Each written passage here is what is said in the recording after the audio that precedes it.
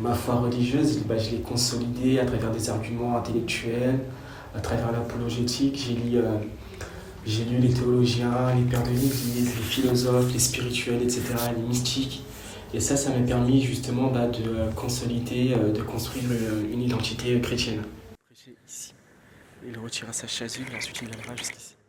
J'ai pris le pas, j'ai décidé justement d'aller à la messe dans l'église d'à côté. Parce que autrement, j'aurais encouru beaucoup trop de risques si j'allais à la messe dans l'église de ma ville. Vu qu'il y avait beaucoup de musulmans, vu que j'étais plus ou moins fliqué par les autres, je pouvais pas faire les choses librement. Donc ça, c'est vraiment la conversion.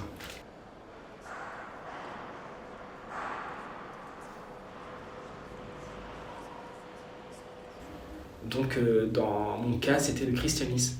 Le christianisme les a sévèrement enragés et ça leur a fait prendre conscience justement du danger que je perde la foi, sachant que j'avais déjà perdu, mais eux ne le savaient pas encore. On pourrait même se dire, mais ce ne sont pas du tout des musulmans. Ils n'ont pas de voile, ils ne font pas leur prière quotidienne, ils droguent, ils boivent, ils ont des relations sexuelles hors mariage, tout ça. Mais quand il y a quelque chose de profondément hostile à l'islam qui est présent, leur foi, elle va se raviver. Donc du coup, j'avais acheté une Bible à la Fnac, je la lisais chez moi, etc. Et un jour, mon frère est entré dans ma chambre, il voulait récupérer une chose à lui, il a vu cette Bible. Il m'a littéralement injurié, il m'a insulté de sale chrétien. Ensuite, il en a parlé à ma mère, et ma mère, elle est venue aussitôt, juste après, et elle a dit que si jamais je découvre que tu es chrétien, je t'expulse de chez moi. Elle l'a jeté à la poubelle. Et depuis ce moment-là, je me suis contenté de lire des livres religieux sur Internet parce que c'était beaucoup moins flagrant, beaucoup moins risqué. Donc c'est comme ça que ma famille a pris ma conversion entre guillemets parce qu'ils ne savaient pas du tout, mais ils avaient des soupçons quoi. Donc c'est de cette façon justement qu'ils ont réagi face à ma foi chrétienne.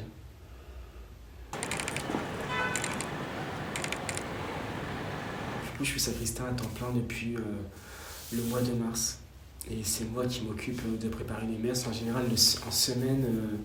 Le matin de 7h jusqu'à 14h30 en général. Et le dimanche de 14h30 jusqu'à 20h. Et ouais, ce qui est intéressant, c'est que j'ai été sacristain. J'ai appris à préparer les messes avant même de pouvoir communier à une messe, vu que j'étais pas baptisé. Et je trouve que c'était assez spécial quoi. Un ami, mon parrain m'a dit que Aruna, tu vas littéralement préparer ton propre baptême. Et ça, je m'en suis pas rendu compte, je m'en étais pas rendu compte avant qu'il me le dise, mais c'est assez incroyable quoi. C'est vraiment spécial.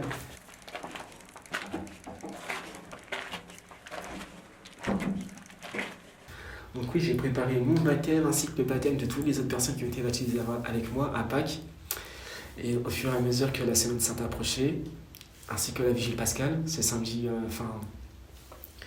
j'ai été baptisé. J'ai reçu le baptême, la confirmation et la communion en une seule après-midi. 3 sacrements d'un seul coup. Et ça, c'est extrêmement intense quoi. Sur le moment, j'ai pas du tout réalisé. Et même des mois après, je réalise pas l'amplitude, l'ampleur de l'intensité de ce que j'ai vécu. Parce qu'on parle vraiment de Dieu qui se donne librement à nous. Et on sait que Dieu, il a une valeur, une dignité, une puissance, une majesté infinie. Tandis que nous sommes des créatures pécheresses, finies, misérables, tout ça. Et voilà quoi, j'ai trouvé que c'était vraiment très très très frappant quoi.